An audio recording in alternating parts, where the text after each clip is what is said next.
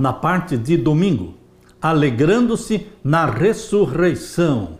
Se nós tivéssemos um Cristo morto, não haveria razão para alegria, nem para esperança. Mas bendito seja Deus, porque o último capítulo da história do cristianismo não é o sepulcro de José de Arimateia, não é o sepulcro selado com o selo romano e com uma pedra pesada, mas o último capítulo da história do cristianismo é a sepultura aberta. É Jesus Cristo saindo do túmulo, vivo, glorificado, e proclamando sobre o túmulo aberto: eu sou a ressurreição e a vida. Queridos, o cristianismo não termina em sepultura, termina em ressurreição, não termina na morte, termina em vida, vida eterna, vida glorificada. Quão triste seria a história do cristianismo se tudo terminasse com a morte de Jesus. Os discípulos tristes, abatidos, deprimidos, voltando para casa cabisbaixos porque Jesus tinha morrido. Mas o cristianismo não terminou ali. Ali foi o preço que Jesus pagou para a redenção nossa. Comprou-nos com o seu sangue. Mas ele tinha que ressuscitar para cumprir com as promessas feitas. Um Cristo vivo pode cumprir com as promessas feitas. E, queridos, o cristianismo é a única religião cujo fundador está vivo. Ele está vivo. E porque ele vive, nós viveremos. Abra sua Bíblia em Marcos capítulo 15 e vamos ver então o verso 42 a 47. Leia comigo.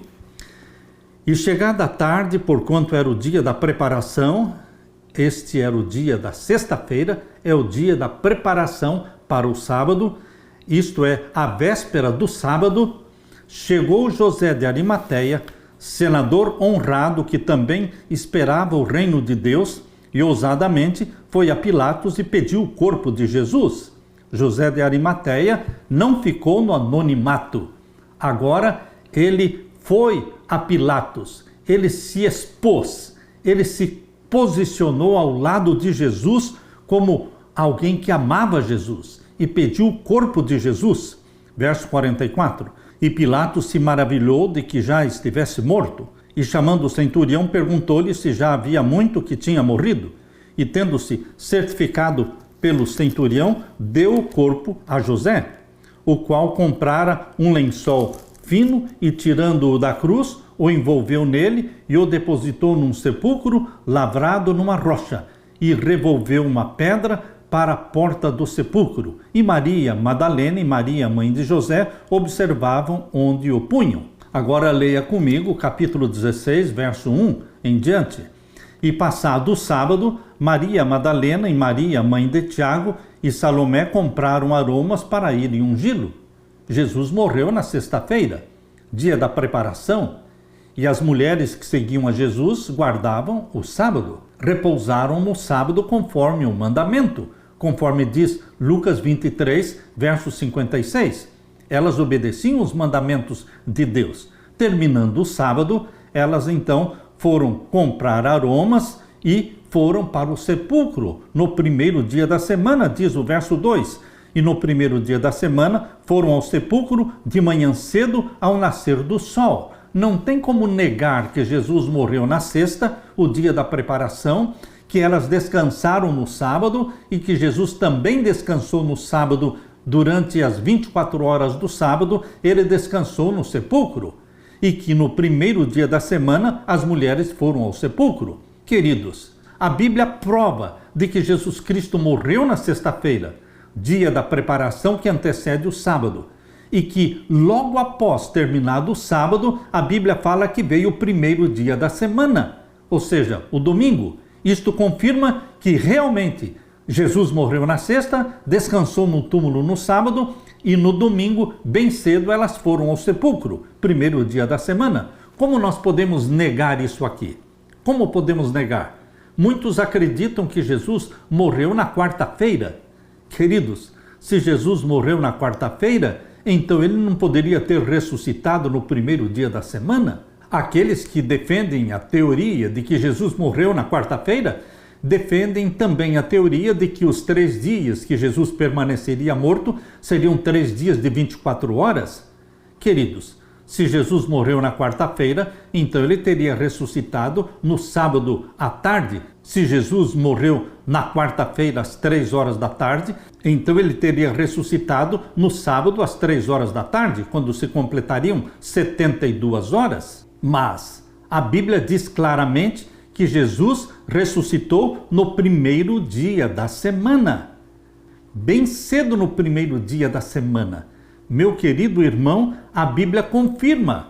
Portanto, diz aqui no verso 2, Marcos 16, verso 2, e no primeiro dia da semana foram ao sepulcro de manhã cedo, ao nascer do sol, e diziam umas às outras: quem nos revolverá a pedra da porta do sepulcro? E olhando viram que já a pedra estava revolvida, e era ela muito grande. E entrando no sepulcro, viram um mancebo assentado à direita, ou seja, viram um anjo, não é? Vestido de uma roupa comprida branca, e ficaram espantadas. Porém, ele lhes disse: não vos assusteis, buscais a Jesus Nazareno, que foi crucificado, já ressuscitou, aleluia, já ressuscitou, não está aqui, eis aqui o lugar onde o puseram. Meu querido irmão, que bela mensagem este anjo deu para as mulheres que estavam tristes. Não estavam pensando num Jesus ressuscitado, estavam pensando no Jesus ainda morto. E receberam a notícia: ele já ressuscitou. Lentamente passou a noite do primeiro dia da semana. Havia soado a hora mais escura, exatamente antes do raiar da aurora do primeiro dia da semana. Jesus continuava prisioneiro em seu estreito sepulcro. A grande pedra estava em seu lugar, intacto estava o selo romano, a guarda ali estava de sentinela, vigias invisíveis ali estavam também, hostes de anjos maus, demônios, se achavam reunidos ali em torno daquele lugar. Houvesse sido possível, e o príncipe das trevas, com seu exército de apóstatas, teria mantido para sempre fechado o túmulo que guardava o Filho de Deus. Uma hoste celeste de anjos de Deus, porém, circundava o sepulcro. Anjos magníficos em poder aguardavam o momento em que eles saudariam o príncipe da vida. E eis que houve um grande terremoto, porque um anjo do Senhor, descendo do céu, chegou, vestido com a armadura de Deus. Deixou este anjo as cortes celestiais. Os brilhantes raios da glória divina o precediam, iluminando-lhe o caminho, e o seu aspecto era como um relâmpago, e o seu vestido branco como a neve. E os guardas, com medo dele, ficaram muito assombrados e como mortos. O rosto que eles contemplaram não é o de um guerreiro mortal, é a face do mais poderoso das hostes do Senhor. Este anjo é o que ocupa a posição da qual caiu Satanás. Foi ele que nas colinas de Belém proclamou o nascimento de Jesus. A terra agora treme à sua aproximação. As hostes das trevas, os demônios, fogem. E enquanto ele rola a pedra, dir-se-ia que o céu baixou até a terra. Os soldados o veem removendo a pedra como se fosse uma pedrinha. E ouvem-no exclamar: Filho de Deus, ressurge, teu Pai te chama. E então vem Jesus sair do sepulcro e ouvem-no proclamar sobre o túmulo aberto: Eu sou a ressurreição e a vida. Um terremoto assinalou a hora em que Jesus morreu. Outro terremoto indicou o momento em que Jesus retomou a vida em triunfo. Aquele que venceu a morte, aquele que venceu a sepultura, saiu do túmulo com o passo de um vencedor, por entre o cambalhar da terra, o fuzilar dos relâmpagos e o ribombar dos trovões. Quando Jesus morreu, tinham os soldados visto a terra envolta em trevas ao meio-dia. E agora, ao ressurgir Jesus, viram o resplendor dos anjos iluminar a noite e ouviram os habitantes do céu cantarem com grande alegria e triunfo: tu vencestes Satanás e os poderes das trevas, tu tragaste a morte na vitória. Aleluia! Cristo saiu do sepulcro glorificado e a guarda romana o contemplou. Seus olhos fixaram-se no rosto daquele a quem havia tão pouco tinham escarnecido e ridicularizado. Era aquele que tinha sido deposto no sepulcro novo de José de Arimateia.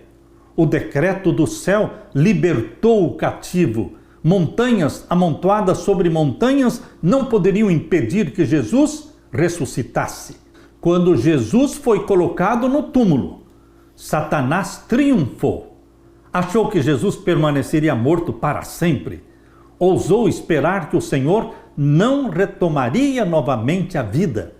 Reclamou o corpo do Senhor Jesus e pôs sua guarda de demônios em torno do túmulo, procurando manter Jesus prisioneiro para sempre. Porém, Satanás ficou furioso quando seus anjos fugiram diante do celeste mensageiro Gabriel, que desceu do céu com poder. Quando foi ouvida no túmulo de Jesus a voz do poderoso anjo Gabriel dizendo: teu pai te chama, o Salvador Jesus saiu do sepulcro pela vida que havia em si mesmo. Queridos, eu estou lendo o capítulo do Desejado de Todas as Nações, que fala exatamente sobre o Senhor ressuscitou. Este capítulo é o capítulo número 81. O Senhor ressuscitou. E aqui, na página deste livro que eu estou lendo, fala que quando Jesus ouviu a voz de Gabriel dizer: teu pai te chama, o Salvador saiu do sepulcro pela vida que havia em si mesmo. Morreu a natureza humana de Jesus, porém a natureza divina nunca morreu. Seria impossível a natureza divina de Jesus morrer. Ela não morreu, não diminuiu, não minguou. Por isso, aqui diz: saiu do túmulo pela vida que em si mesmo havia.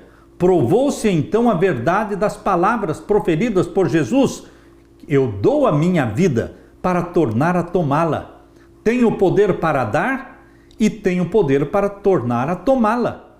Então se cumpriu a profecia que fez aos sacerdotes e príncipes: derribai este templo e em 3 dias o levantarei.